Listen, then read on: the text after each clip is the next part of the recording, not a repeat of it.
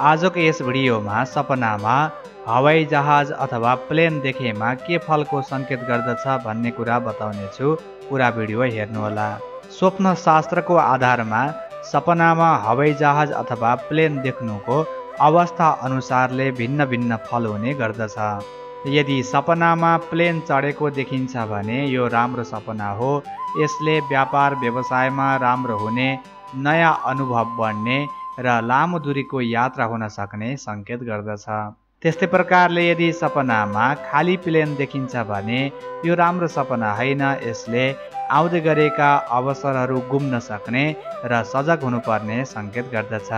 त्यस्तै प्रकारले यदि सपनामा आफूले प्लेनको वेट गरेको अथवा प्लेनलाई पर्खिरहेको र प्लेन उड्ने समय ढिला भएको देखिन्छ भने यो राम्रो सपना होइन। यसले आफूले सोचेका कामकाजहरू पुरा हुन धेरै टाइम लाग्न सक्ने र केही असफलताहरू पनि प्राप्त हुन सक्ने सङ्केत हो।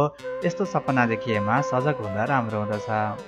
त्यस्तै प्रकारले यदि सपनामा प्लेन दुर्घटना भएको देखिन्छ भने यो राम्रो सपना होइन। यसले आर्थिक घाटा हुन सक्ने, कुनै जोखिमयुक्त कार्य हुन सक्ने र आफू सावधान रहनुपर्ने सङ्केत गर्दछ।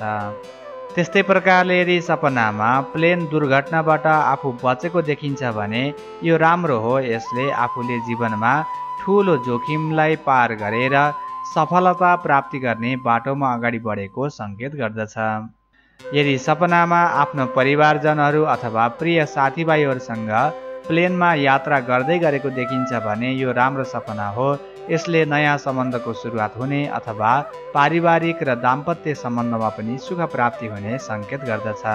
यदि सपनामा उड्दै गरेको प्लेन क्रास हुन थालेको अथवा उसको गति असामान्य भएको देखिन्छ भने यो राम्रो सपना होइन। यसले आफ्नो जीवनमा धेरै चुनौतीहरूको सामना गर्नुपर्न सक्ने सङ्केत गर्दछ।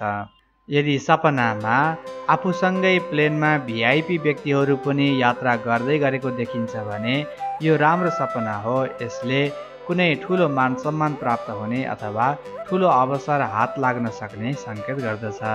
त्यस्तै प्रकारले यदि सपनामा प्लेनलाई टाढाबाट उड्दै गरेको देखिन्छ भने यो राम्रो सपना हो। यसले आफ्नो जीवनमा ठुलो काम बन्न सक्ने सङ्केत गर्दछ। यदि सपनामा सेतो र रातो मिसिएको प्लेन देखिन्छ भने यो राम्रो हो। यसले शुभ समाचार मिल्ने, प्रेममा राम्रो हुने अथवा सम्बन्धमा राम्रो हुने सङ्केत गर्दछ। पक्कै पनि हजुरहरूलाई यो भिडियो उपयोगी लाग्यो होला।